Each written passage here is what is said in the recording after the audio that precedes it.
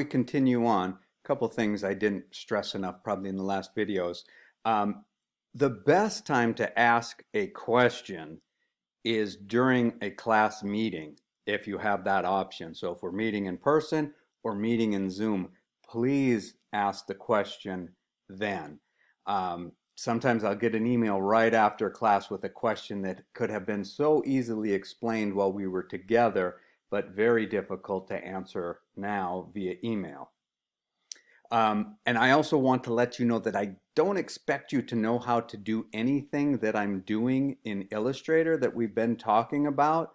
I just want you to get the concept of if down the road you're working in Illustrator and you place files, what could go wrong? What could go wrong with fonts? So that's why these videos are, structured in a way that you can go back to them, look at the table of contents. But these are really important topics to get across to you sooner than later when they become a big potential problem. So where we left off was the importance of making sequential file savings. So you always save, then you do a save as and change the name slightly in sequence so that it's easy if something should go wrong. So let's say you make some more changes. You would either do a file save, or you could skip that. If you said, I kind of like where I was right before I did this, let me not do that, and you could skip right to the save as. But otherwise you do a file save. That means this is your new finished state for the video that has the 01 number in it. Then you do a file save as I was saying, a file save as, and then we just add the next number to that, save. And let's say, for example, we've done that about 5 times now at this point. And now if we were to go and look in our folder, we would see that we have the original one we started with, and then a 01, 02, 03, 4, 5, 6, and so on. And let's say, for example, we start working on this file, number 06 in Illustrator, and all of a sudden we're trying to do some new stuff and we can't, something is horribly wrong in here, can't figure out what it is. Well, the beautiful news is we just close that one down, go to File, Open, navigate to our folder, and instead of working on continuing trying to figure out what's wrong with 6, we go to 5, open it. Maybe we lost an hour or so of work, but at least we don't have to go back and start at the very, very beginning. If 5 happens to be, have that same issue, then we go back to 4. Now, if all of them do, at that point you might want to start thinking, maybe there's something wrong with the software. Always, the best thing to do when you first start having a problem, close down the software, reboot the computer. And what I was getting at earlier is because we didn't embed the image, we just placed the image, or in this case repetitions of the same image in here. When we save out another copy like 07, 08, we're not resaving the image again every time. It's just simply placed, it's just sitting there in the folder. So that's another reason why embedding is not always the best choice. I'm not even going to show you how to embed when it becomes something that you may want to know for the class. We'll cover it. Now this doesn't just apply to Illustrator, of course. Any program that you're working in, whether it's Animate, InDesign, whatever it is, just get in a habit of making sequential backups. Now, if you're in the web design class with me, I will show you in a separate video how to make entire backups of the folders. But when you're just working on a file that happens to have other things linked to it, like in this case just one image, it's totally fine. Just do it inside of the one folder. If you were reading my notes as I went along, notice that I made some changes here because the way it was before, it applied more to the web system of saving folders, and I just really wanted to cover files here for now. Okay, let's take care of this question here. When backing up files or folders, you should keep older versions until the project is completed using a sequential naming system. Okay, let's take care of the issue where you want your font and your font only to be the one that shows up when you open this project anywhere. And again, this applies to InDesign, Animate, and so on. The problem is you can pick whatever fonts are on your machine and they work fine. You save this, you open it up somewhere else. If that machine doesn't have it, it displays probably the font that's closest to it, and nowadays luckily it surrounds it with like a pink highlight. And usually you get some kind of message that pops up that says that the fonts are not on this machine. There are two main methods to get around this problem. One is that you package and take the fonts with you, and the other is that you outline the fonts. They both have their pros and cons. So let's start with outlining. The pro to outlining is it'll open up on any computer no matter what and look the same. And the reason is because it is no longer a font, as you'll see. But once outlined, you cannot make any kind of changes to spelling or any other type of text edit. So always save a backup copy before outlining. Let's say this was your project here and you were getting ready to outline this. First thing you would want to do is do a file save, and then you would want to do a file save as and add to the end of this maybe an underscore and OL for outline, so that you know in the future when you're looking through your files what is what. Now here's how you actually outline.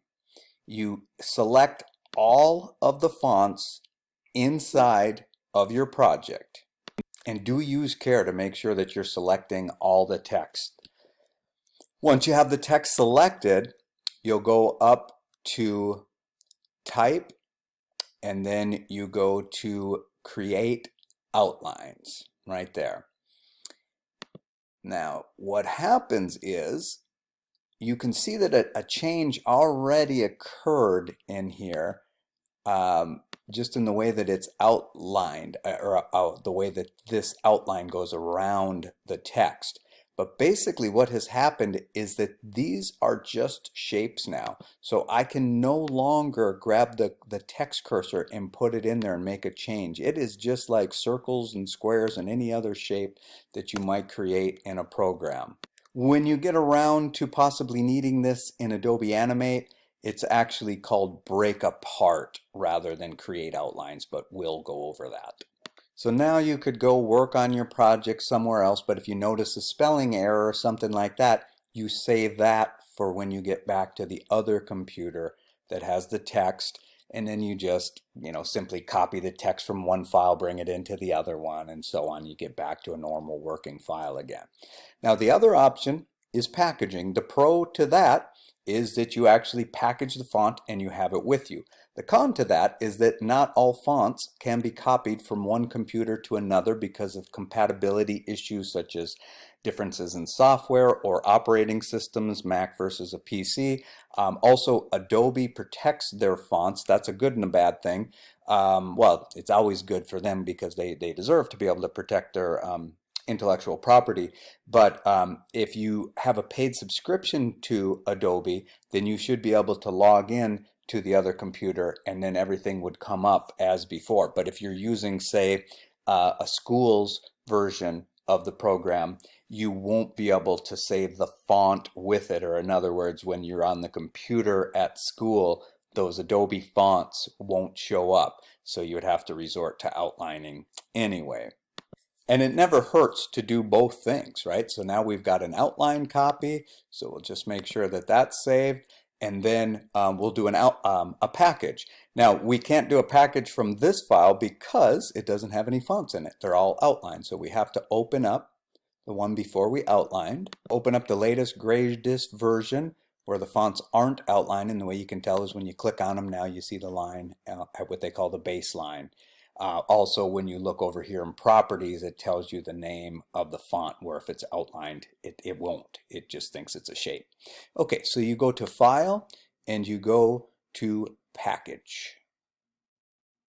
And when you click on package, this comes up, asks you basically where you want it to go to. So click here to pick a file folder where you want it to go. And usually right inside of the same project that you're working on is a good enough place.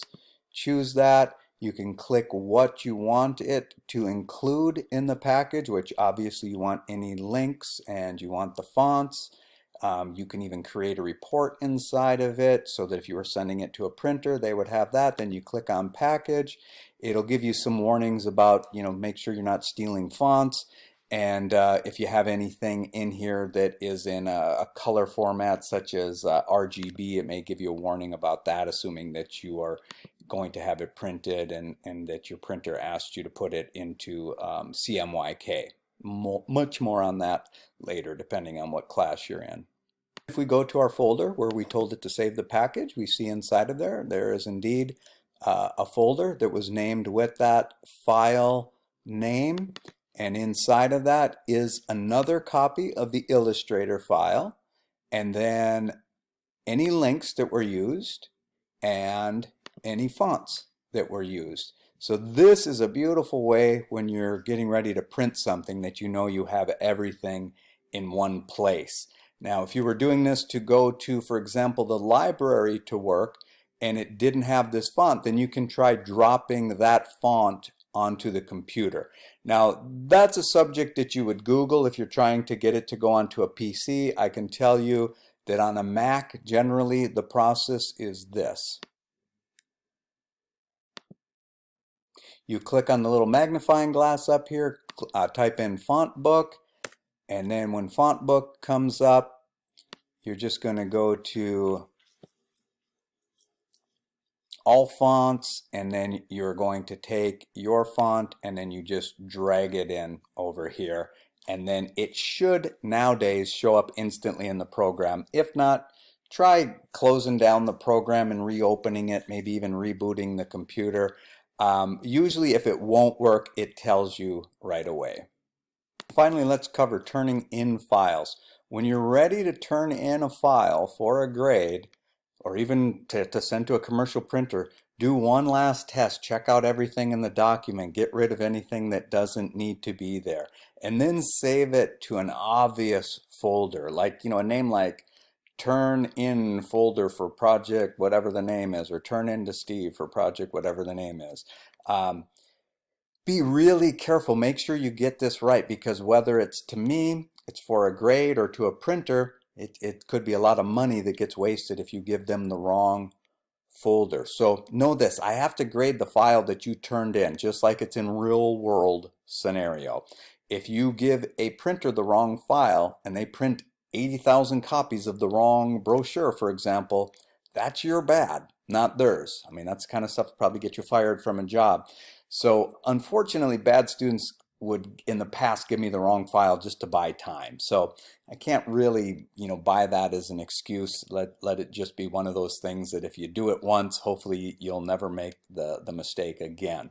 Also, the file name, the last save that you do, or now that you know how to change files names, just make sure that it is named with your last name and underscore, your first name and underscore, a short description of what it is, followed by the appropriate extension. Last quiz question. When turning in a file into Steve, care must be taken to turn in the correct file, just like a printing facility will print the file that you give them, not the file that you thought you gave them. Steve has to grade the file that you actually turn in.